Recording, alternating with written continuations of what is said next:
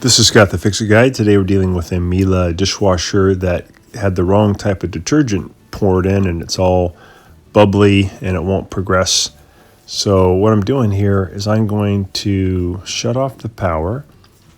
So turn off the power button. I'm going to turn the dial to the stop position and then I'll turn it back on by pressing the power button.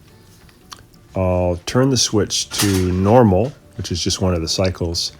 And then when I press the start button, it should drain away all those bubbles.